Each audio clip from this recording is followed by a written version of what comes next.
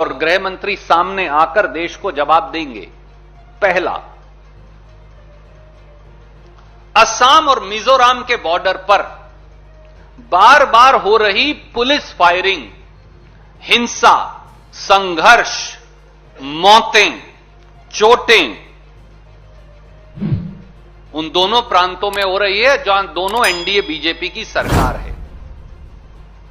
याद करिए जुलाई 26, 2021 को असम मिजोरम बॉर्डर पर तथाकथित तरीके से दोनों पुलिस के द्वारा एक दूसरे पर फायरिंग की गई। 6 पुलिस के हमारे सिपाही खुद की पुलिस की गोलियों से मर गए और 80 लोग घायल हो गए। और उससे भी जो बुरा हुआ, जो घातक हुआ देश के लिए, कि दोनों प्रांतों ने एक दूसरे के प्रति आवाजाही, ट्रैफिक चलने और सामान भेजने पर पाबंदियां लगा दी और एक दूसरे के प्रांत के नागरिकों को यह भी कह दिया कि दूसरे प्रांत में मत जाइए। क्या हिंदुस्तान के संघीय ढांचे में 2 प्रांत एक दूसरे के दुश्मन हो सकते हैं?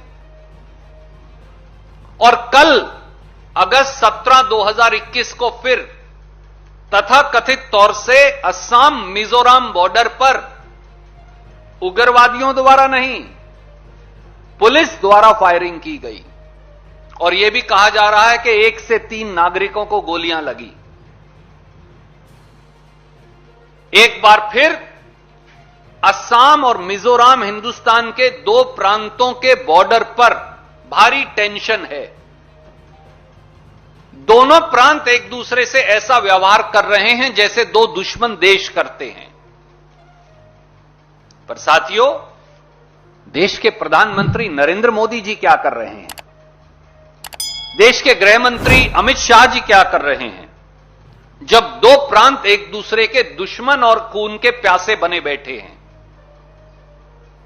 भारत सरकार ने अपनी जिम्मेवारी से क्यों पीछा छुड़वा लिया?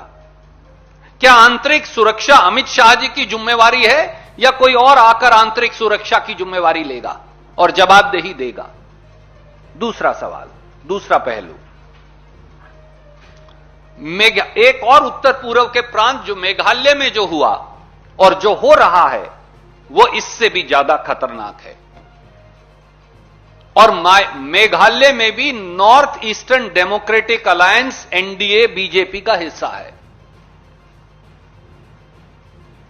पूरे देश ने देखा, टेलीविजन ने नहीं दिखाया वो अलग बात है, पर पूरे देश ने देखा कि किस प्रकार से AK-47 और बंदूकें हाथ में लेकर मेघालय की राजधानी शिलोंग के अंदर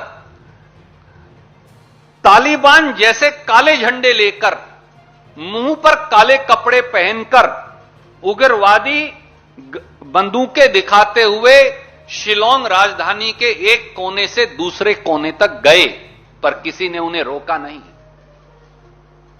मेघालय के मुख्यमंत्री के निवास पर पेट्रोल बम फेंके गए। मेघालय में स्वतंत्रता दिवस के ऐन मौके पर 98 घंटे का कर्फ्यू लगाना पड़ा। शिलोंग में इंटरनेट सेवाएं बंद करनी पड़ी। गृह मंत्री ने इस्तीफा दे दिया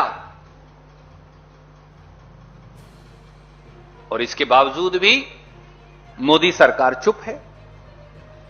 और कल क्या हुआ 17 अगस्त 2021 को, जब मेघालय के गवर्नर, जो भारत सरकार की अथॉरिटी के सबसे बड़े चिन्ह हैं, जब वो वापस आ रहे थे तो उनकी गाड़ियों पर भी, उनके कारकेड पर भी, कॉन्वॉय पर भी पत्थर बरसाए गए।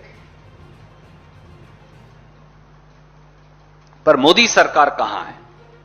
देश के गृह मंत्री कहां गुम है? क्या कारण है कि श्री नरेंद्र मोदी और श्री अमित शाह एक शब्द भी कहने से इनकार कर रहे हैं? क्या यह संवैधानिक ढांचे का क्षीण भीण हो जाना नहीं है, टूट जाना नहीं है? क्या देश के अंदर ऐसे हालात बन जाएंगे कि गवर्नर सड़क पर सफर नहीं कर सकते, उन पर पत्थर बरसाए जाएंगे, और मुख्यमंत्री के निवास पर पेट्रोल बम फेंके जाएंगे, गृह मंत्री को इस्तीफा देना पड़ेगा, 98 घंटे का कर्फ्यू लगाना पड़ेगा और मिलिटेंट्स जो हैं वो प्रदेश की राजधानी में AK-47 दिखाते हुए, लहराते हुए एक कोने से दूसरे कोने जाएंगे और ये छदम राष्ट्रवादियों की सरकार है। टेलीविजन ने नहीं दिखाया वो अलग बात है, पर सच्चाई यही। तीसरा पहलू यह है उत्तर पूर्व के 3 प्रांतों की बात। अब चौथे पर आ जाइए, नागालैंड। नागालैंड में जो पीस प्रोसेस है और नागा पीस अकॉर्ड जो प्रधानमंत्री नरेंद्र मोदी जी ने बड़े शानो शौकत से अगस्त 3, 2015 को साइन किया था और कहा था अब यहां हालात सामान्य हो जाएंगे, नागालैंड में पीस प्रोसेस जो है वो चकनाचूर होकर गिर गया है। NSCN-IM जिनसे यह समझौता नरेंद्र मोदी जी ने किया था, वो भारत सरकार के शांति दूत और नागालैंड के गवर्नर RN रवि को पहचानने से ही इनकार करते हैं। क्या कोई संगठन किसी प्रदेश में भारत सरकार के नुमाइंदे, भारत सरकार के अपॉइंटेड इंटरलोक्यूटर उसको पहचानने से, रिकॉग्नाइज करने से इनकार कर सकता है? और इससे भी ज्यादा खतरनाक बात यह है कि NSCN-IM बार बार कहता है कि मोदी जी ने जो अगस्त 3, 2015 को समझौता उनसे दस्तखत किए थे वो भारत के संविधान से बाहर है, भारत के संविधान की परिधि में ही नहीं है, वो तो शेयर्ड सोवरेनिटी का है, यानी उनका देश और हमारे देश का कोई शेयर्ड समझौता होगा। हमने तो यह बात मानी नहीं, पर अब NSCN-IM ने उस पीस एग्रीमेंट की कॉपी रिलीज कर दी है और कहा है कि अलग झंडा, अलग संविधान और 2 देशों के बीच समझौता। क्या कोई प्रधानमंत्री, क्या कोई गृह मंत्री, क्या कोई सरकार हिंदुस्तान के संविधान के बाहर जाकर समझौता कर सकता है? और इस 14 अगस्त को तो हद हो गई जब NSCN-IM के टीम वायावा ने यह कह दिया, and I quote, Nagas will never merge with India, unquote. Bharat सरकार कहां है? क्या इतनी हिम्मत किसी की कैसे हो गई कि हमारी सरजमी पर हमारा संविधान मानने से इनकार कर दे? समझौता होना चाहिए, शांति होनी चाहिए, हम इसके पक्षधर हैं। राजीव गांधी जी ने पंजाब मिजोरम अकॉर्ड करके दिखाया था, जब वो लोग जो अल्ट्रास थे, असम अकॉर्ड करके दिखाया था, जब वो लोग जो अल्ट्रास थे उनको हिंदुस्तान के संविधान और मुख्य धारा के अंदर शामिल किया था। पर क्या मोदी जी ने ऐसा समझौता किया है जो NSCN-IM कह रहा है कि जो हिंदुस्तान के संविधान की परिधि से ही बाहर है? 5वां प्रांत, अरुणाचल प्रदेश। पूरा देश हैरान परेशान था जब वो सारे चित्र आपके टेलीविजन चैनल और समाचार पत्रों से आए कि चीन ने जो हमारी नदी है सारी चू,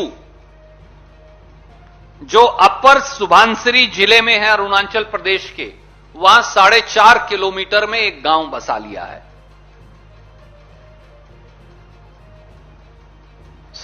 दशकों से, जब से देश आजाद हुआ है तब से यह हमारे देश का अभिन्न हिस्सा है।